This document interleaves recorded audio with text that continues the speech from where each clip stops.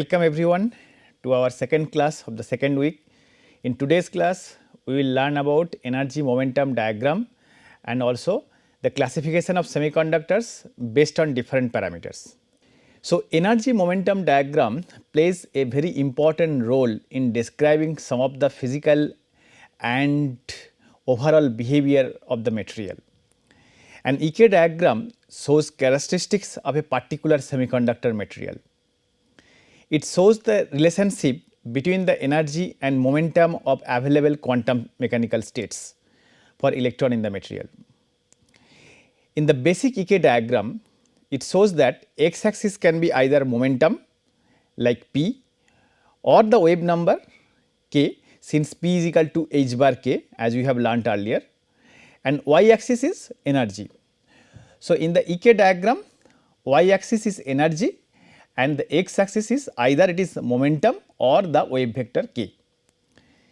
The band gap, which is difference between the top of the valence band and the bottom of the conduction band, that can also be shown in this EK diagram.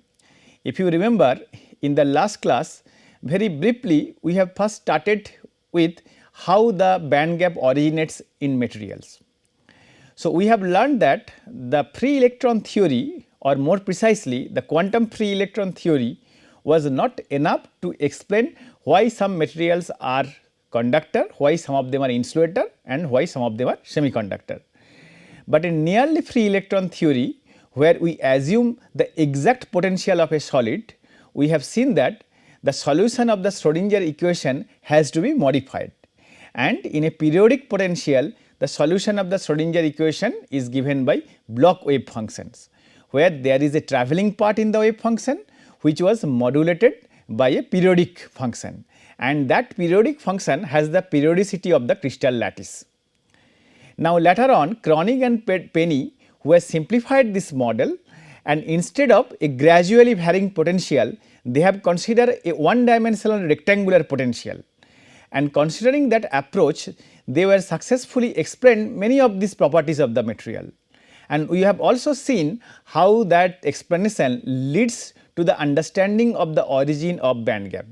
And based on the band gap, we can classify the materials either as a conductor, where we have seen the valence band and conduction band virtually overlaps, and the insulator, where there is a big gap between the valence band and conduction band, and semiconductor, which is intermediate between conductor and insulator.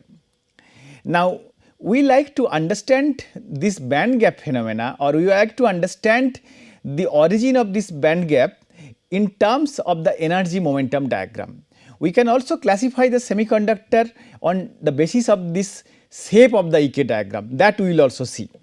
So, how the EK diagram looks like? So, a typical EK diagram looks like this following figure, where you see this is the conduction band, the top one, and the bottom one is the valence band. And the bottom of the conduction band and the top of the valence band, if you take the spatial distance between these two, that gives the band gap or forbidden energy gap.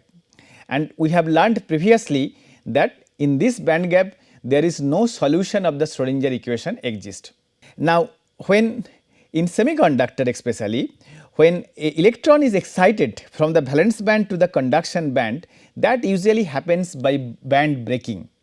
When the electron jumps from the valence band to the conduction band, there is a vacancy created in the valence band, and that vacancy acts like a positive charge, because it is an absence of a negative charge, and this vacancy is called hole. So, in semiconductor there are two different kind of charge carrier participate in charge conduction, namely electrons and holes. The effective mass of the electrons and hole in the material is given by the curvature of each of this band. So, previously we have discussed that this energy momentum diagram is very insightful for explaining some of the properties of the material, especially the semiconductor. Now, we have also learnt that in a real crystal, the situation is much more complicated than the particle in a box problem. Here the electron moves in a periodic potential and it experiences lot of interactive force from the neighboring electron and from the crystal lattice sites, etc., etc. Because of that, solution of the Schrodinger equation is very, very difficult. Let us take a look on that. So, if I like to draw the potential distribution in a real crystal, so it is somewhat like this roughly.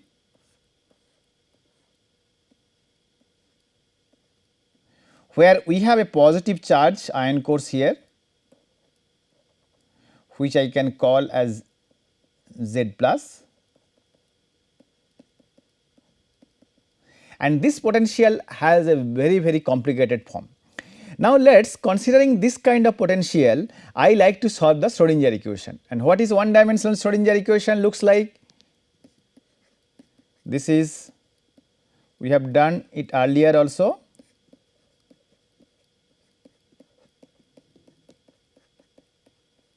Where V is the potential and E is the energy. Now, the potential V has now a very complicated form. Now, if I wanted to solve this Schrodinger equation analytically, then I need to put the exact value of the potential V, and then solving these differential equations will become much more complex. Another way of looking this problem is that keeping the potential as simple as possible, but incorporate the effect of this potential in the mass. When I say that, what I mean that I can still solve these equations keeping the V as simple as possible, but we can take the effect of this periodic potential or whatever the form of potential into its mass. How can we do that? And in that case, obviously the mass is not the electron rest mass. Then the mass is something different, and that mass is called the effective mass. Obviously, the effective mass is different from the rest mass of the electron. Effective mass, which is often denoted by m subscript star, or you can also put the star on the superscript, that is defined by reduced Planck's constant whole square by d2e dk2. So, it is defined by the curvature of the EK diagram. Now, look that energy momentum diagram, this curve is an energy momentum diagram. This curve contains all the information about the potential. So, if I take the curvature of this curve, or if I do a differentiation of E with respect to K, so that curvature information contains all the necessary information about the potential. So, from the curvature, which is reflected in the effective mass, I can incorporate all the information of the potential inside the effective mass. So, let us, if we write m star, also we can write like this way, effective mass. So, instead of writing the rest mass as m, if we replace the rest mass by the effective mass m star, so I can still solve the Schrodinger equation where all the effect of the complexity of the potential has been incorporated in the rest mass and potential remains as simple as possible like previous case. Then it is become much easier to solve these differential equations. So, Schrodinger equation become much more easy to solve if we incorporate the effect of this complicated potential in the effective mass. So, effective mass plays an important role, and it is obviously different from the rest mass, and as you can see, it is given by the double derivative of E with respect to A. What is d dk represents? D dk is the tangent or the slope of this curve, but when I do the second derivative, it either tells a maxima or a minima depending on the shape of the curve. So, it can be positive or it can be negative. So, that means effective mass can be positive or negative, whether the rest mass cannot be negative. So, there is a significant difference between the concept of effective mass and the rest mass. Now, if I substitute this rest mass in the Schrodinger equation, then solving the Schrodinger equation for this kind of periodic potential becomes more easy. For a real solid, the energy momentum diagram or the EK diagram is not as simple like the previous parabola. There are a lot of interactions prevailing in a solid. It can be van der Waals interaction, it can be electromagnetic interaction, and because of the electrons interaction, electron lattice side interactions, the EK diagram become very, very complex. In a real solid, for example silicon, the EK diagram looks like this, where in the x axis you see lot of the Greek alphabet is there like tau, k, epsilon, like this, and these Greek letters on the x axis they indicate different directions of the K relative to the crystal axis. So, if you consider a 3-dimensional crystal axis, there can be 3 different directions. So, according to the different directions, K have the relative orientation, they have the different values, the wave vector. So, these Greek letters like K, sigma, nabla operator, etc. This is not a nabla operator, here it is delta. So, these all represent the different directions of the K along the crystal axis. In addition to showing the effective mass at different band extrema, this is also shows the effective mass varies depending on the direction of conduction relative to the crystal orientation. Next thing what we will learn now is the classification of semiconductors. Now, a semiconductor, as we have learned previously, its band gap lies between that of a conductor and insulator. Semiconductor materials can be broadly classified on 3 different categories. One, basis of the doping, second, basis of the band gap, and third, basis of its position in the periodic table. Now, the basis of the doping, that is very important, because based on the doping I can change the conductivity of a semiconductor, and since the conduction plays an important role in fabricating an optoelectronics device, so doping plays a very important role in semiconductor. So, a semiconductor material, as you can see, they can be broadly classified in intrinsic or pure and extrinsic or impure. This is based on the doping. Doping is an external impurity. So, when the semiconductor material does not have any external impurity, then you call it as an intrinsic or pure semiconductor. When the semiconductor material has some external impurities, either it can be negative impurity or it can be positive type of impurity, then it is called extrinsic semiconductor or impure semiconductor. Now, this extrinsic semiconductor, they can be classified into 2 different classes. One, N-type material, where the negative charge, the concentration of negative charge is higher than the concentration of the positive charge, and the P-type materials, where the concentration of positive charge is higher than the negative charge. So, what is doping? The doping is the conductivity of the semiconductor can be increased by adding some impurity atoms. The act of adding these impurity atoms is called the doping. Conductivity of the resulting semiconductor will depend upon the type and amount of impurity added. So, in which semiconductor what kind of impurity I am adding and what amount I am adding, so that will depend or that will determine the conductivity of that particular semiconductor. Added impurity can be of 2 different types for intrinsic semiconductor. One can be donor impurity, which donates an electric charge or extra electron charge to the material, and acceptor impurity, which grabs a negative electron charge from the intrinsic material. Now, donor impurities, if a prevalent atom is added as impurity to an intrinsic semiconductor, then this kind of impurity is known as donor impurity. So, in the case of donor impurity, we add a pentavalent atom to the intrinsic semiconductor. So, what is a pentavalent atom? A pentavalent atom, as the name suggests, penta stands for 5 and valence is the valency. So, these are the atoms which has 5 valence electrons in its outer orbit. For example, arsenic, antimony and bismuth. All these materials have 5 valence electron in its outer shell. Now, when these materials like arsenic or antimony is added to an intrinsic semiconductor, let us say for example silicon or germanium, then we call a donor impurity has been added to the material. 4 of the 5 valence electrons of the impurity atom form covalent bonds with the valence electron of the pure semiconductor, that is germanium or silicon. So, you see that if this is the silicon atom which has 4 valence electron in its outer orbit, now to get the nearest stable atomic orbital structure, what it needs is to share 4 more electrons, so that it has 8 electrons in its outer orbit. Now, if I add a pentavalent impurity ion, so this has 4 electrons in the outer orbits and 1 extra electron, that is total of 5 electrons. So, these 4 electrons can make bond with the neighboring silicon atoms with the 4 electrons of the silicon atom, which gives a stable electronic structure, but the fifth electron that is now free and that is now available for the conductions. So, since it add an extra electron or it donates an extra electron, this kind of impurity are called donor impurity. The fifth valence electron of the impurity atom is not covalently bonded, but it is not completely detached from the arsenic atom itself. A finite amount of energy is required to detach it, known as the ionization energy of the impurity atom.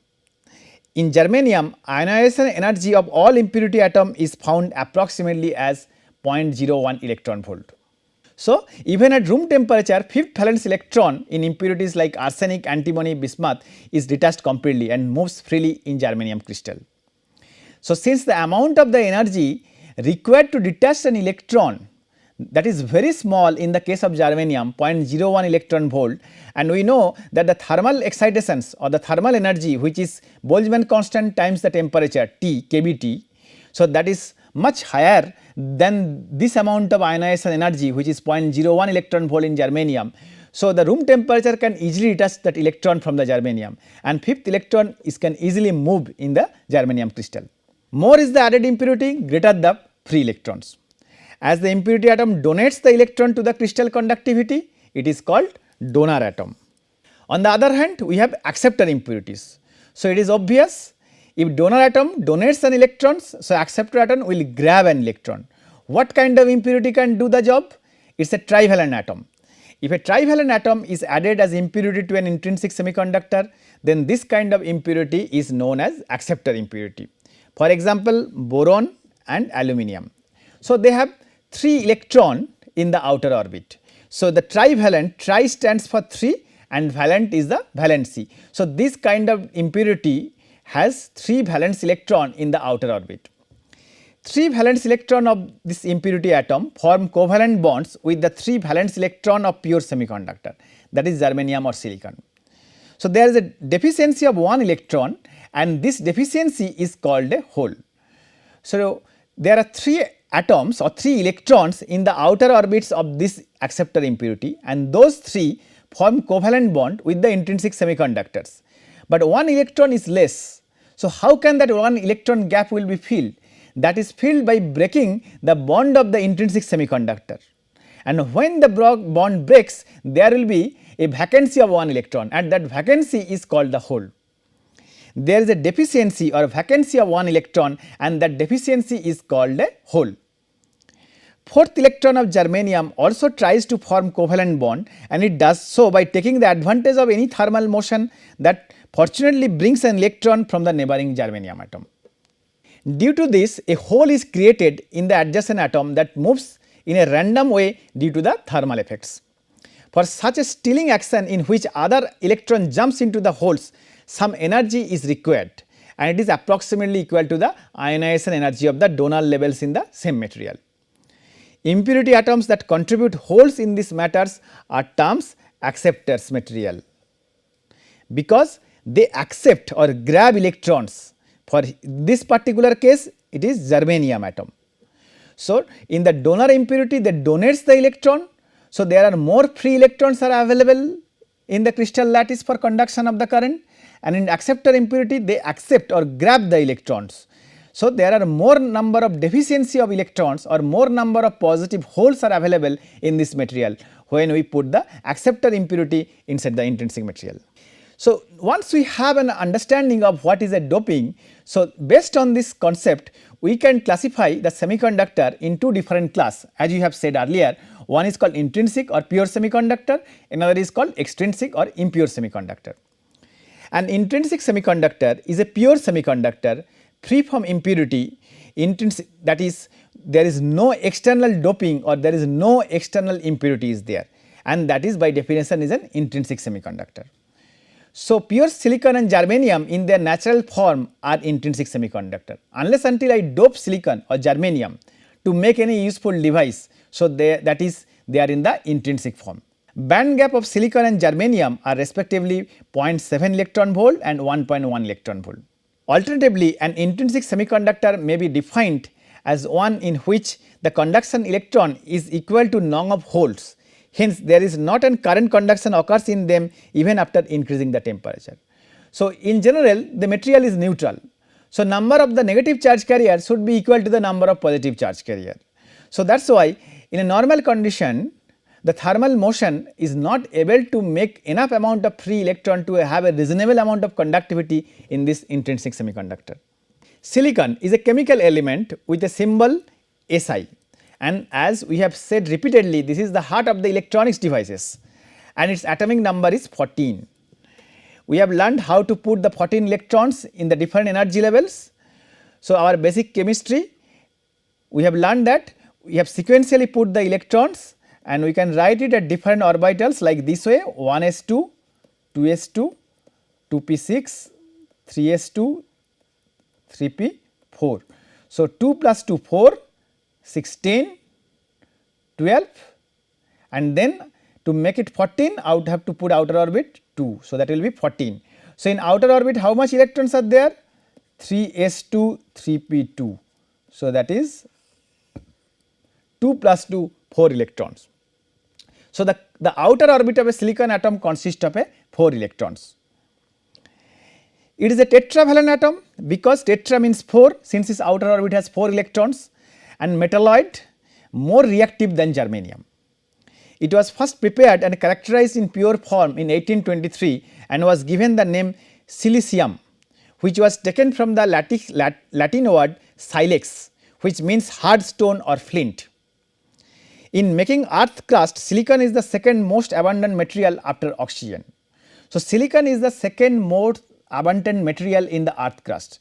So, that is why getting the silicon, although it is very difficult and processing the silicon is quite costly, silicon has become the one of the important material of fabricating different optoelectronics devices. It is a semiconductor which has a negative temperature coefficient. What do you mean by the negative temperature coefficient?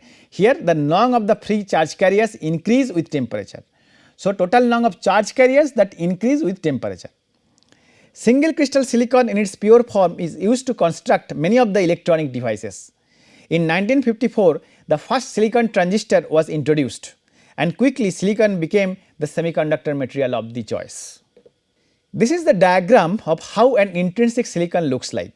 So, you remember we said that silicon has 14 electrons and we have put the 14 electrons once again. If I write it 1s2, 2s2, 2p6, because p orbital can accommodate maximum 6 electron, 3s2, 3p2. So, s orbital that has 2 electron, right, the 1 and 2, then 2s2, 2p6, right. So, then we are putting that 2s2, 2p6. Then finally, the outermost orbital has 4 electron. So, 1, 2, 3, 4. This is for the one silicon atom. Now, remember in a crystal lattice there are so many silicon atoms. So, once I put all these silicon atoms together, so then it looks like that. So, each silicon atom has 4 valence electron which it can share with the neighboring silicon atoms. Now, the neighboring silicon atoms, which is this, it has also 4 valence electron like this. Now, it is much easier for this silicon atom to share one more electron from the neighboring silicon atom and make a covalent bond. So, that is why they are making a covalent bond here. So, similarly, so this silicon atom is making a covalent bond with this neighboring silicon atom.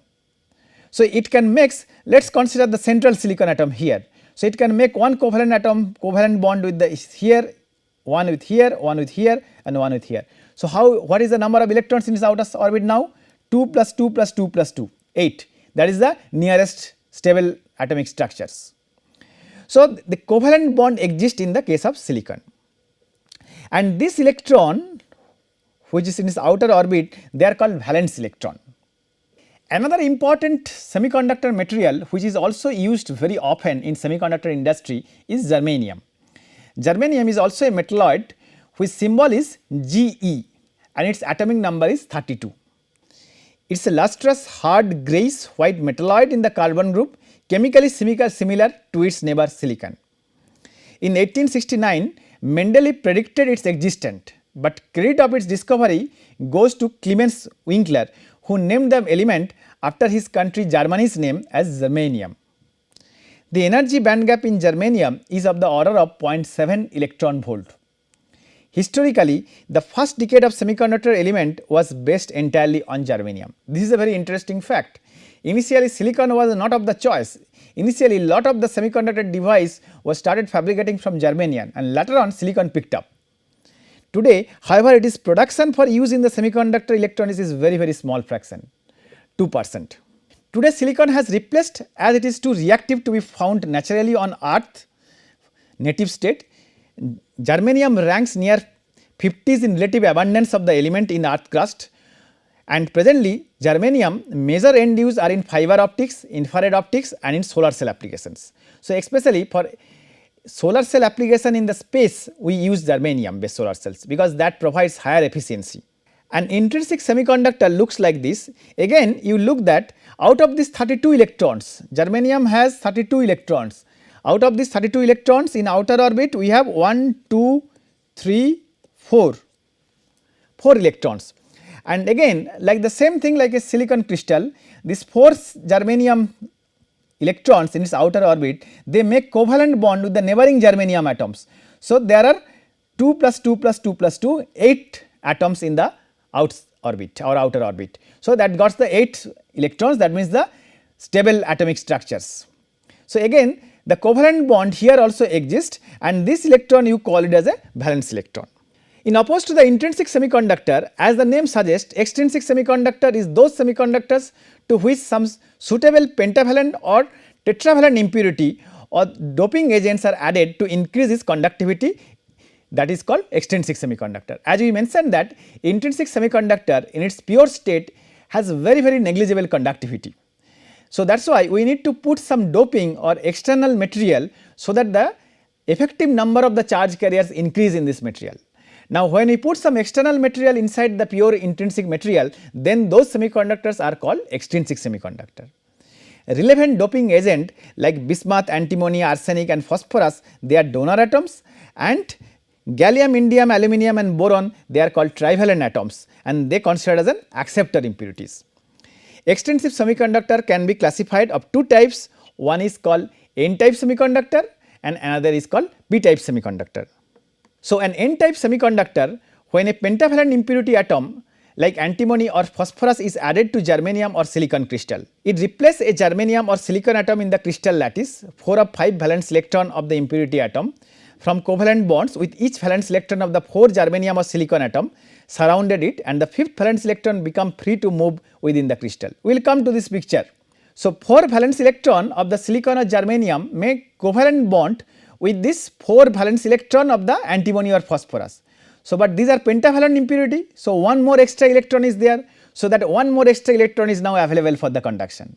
This free electron acts as a charge carrier, and thus by adding impurity which are pentavalent to germanium or silicon, the number of the free electrons increase. Diffused impurities with 5 valence electrons are called donor atoms.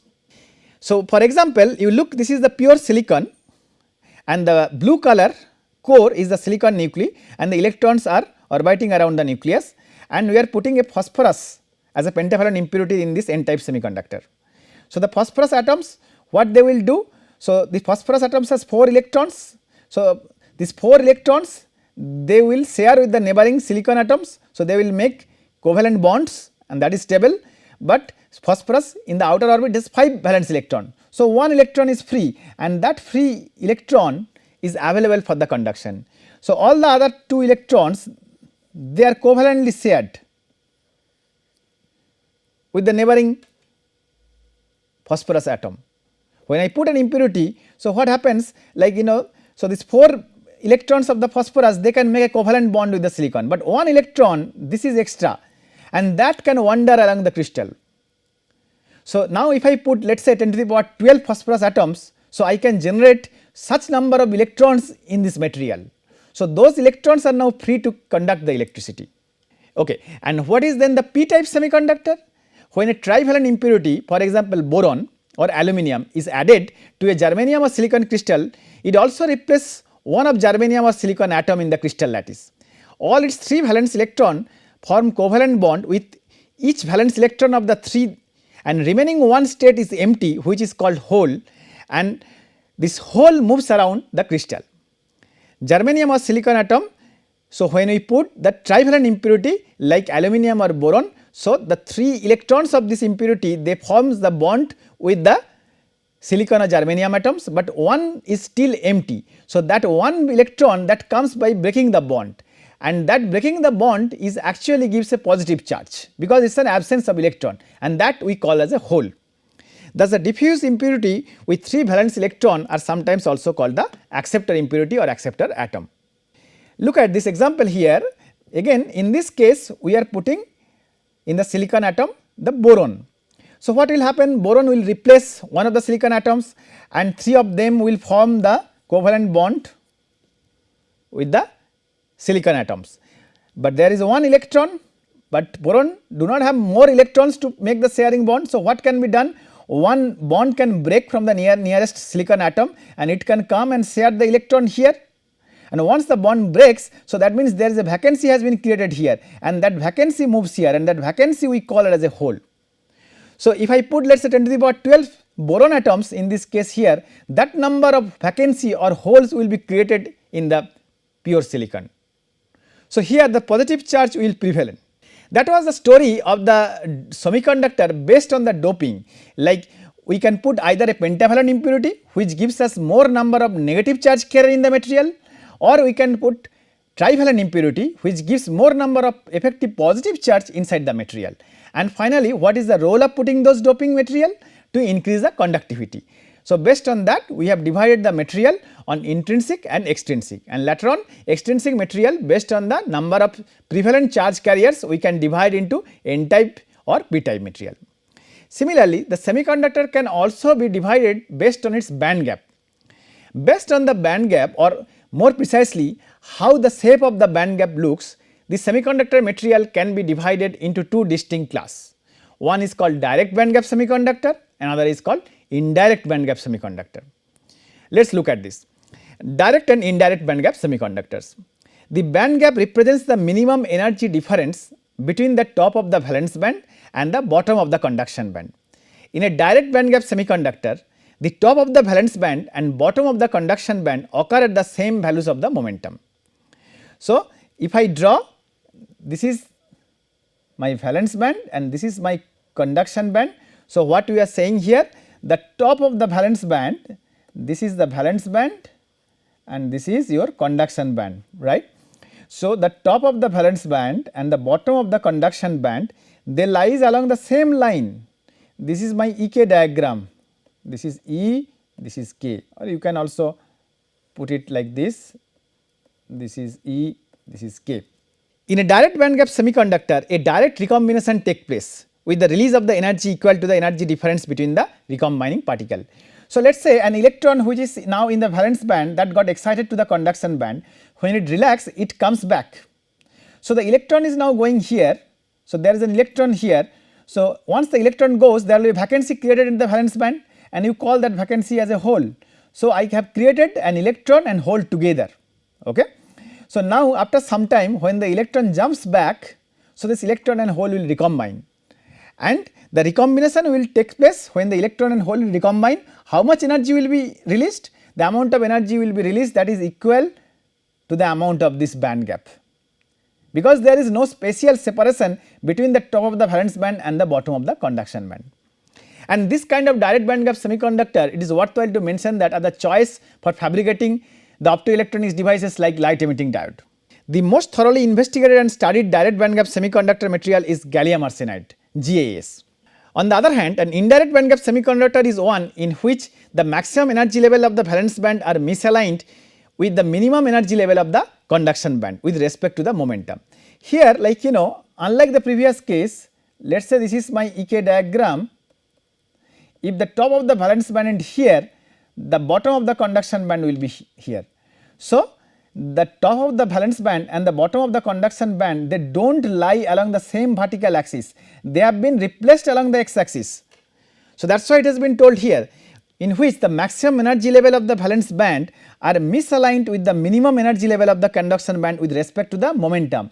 This axis is the momentum axis. So, along the x axis or momentum axis, that maximum energy or top of the valence band and the minimum energy or the bottom of the conduction band has been displaced. Due to a relative difference in the momentum, first the momentum is conserved by release of energy, and only after momentum align themselves a recombination occurs accompanied by the release of energy.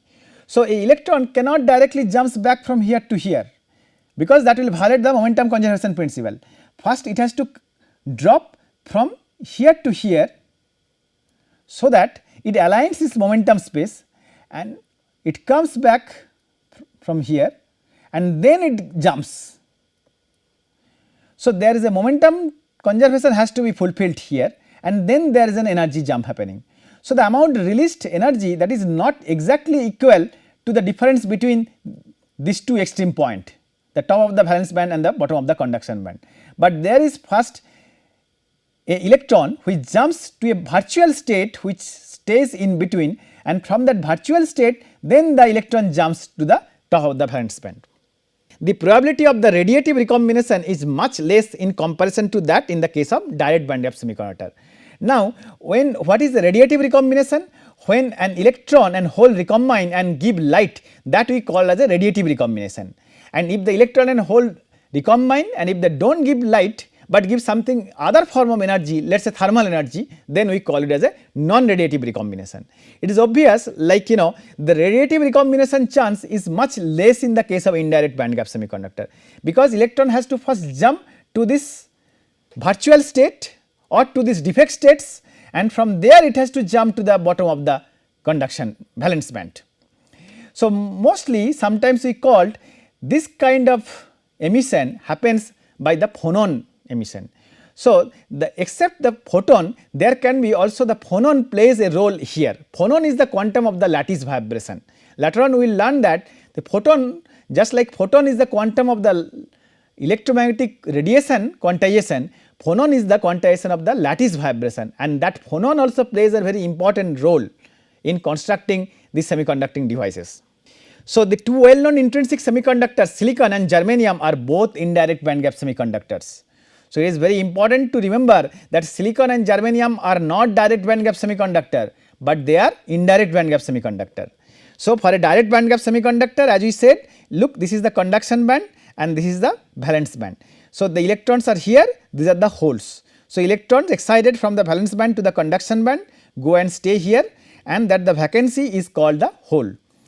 And when the electron jumps back after some times, so this electron can recombine with the hole, and the amount of energy which will be released because of the recombination, that emits in terms of the photon emission, and these types of emission is called radiative recombinations.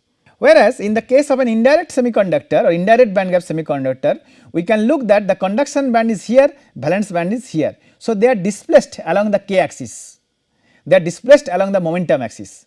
Now, the photon emission can happen along the same value of the momentum.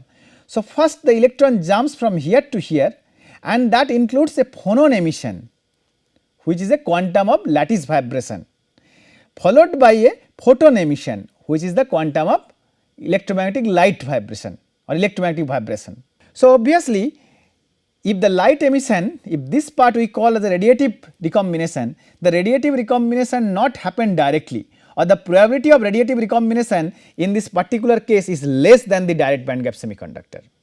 Similarly, on the basis of the positions in the periodic table, we can also distinguish the semiconductor. For example, the atoms in a semiconductor are materials from either group 4 of the periodic table or from a combination of group 2 and group 4 called 2,6 material.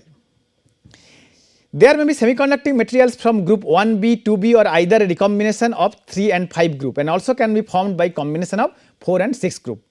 Elements which are highlighted in the periodic table are the key elements for elementary semiconductors and compound semiconductors. Let us look at this periodic table.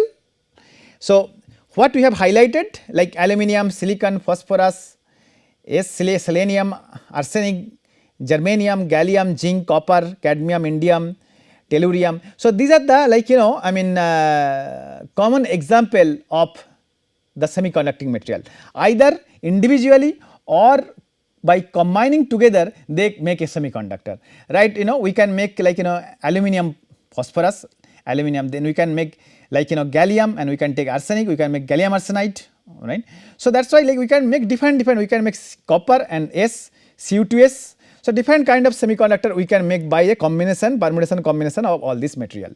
So, what we learned, right, based on the 3 different factors, one on doping, another on the positions of the band gap and another on the periodic table or the element compositions, we can distinguish the semiconductor in 3 different categories.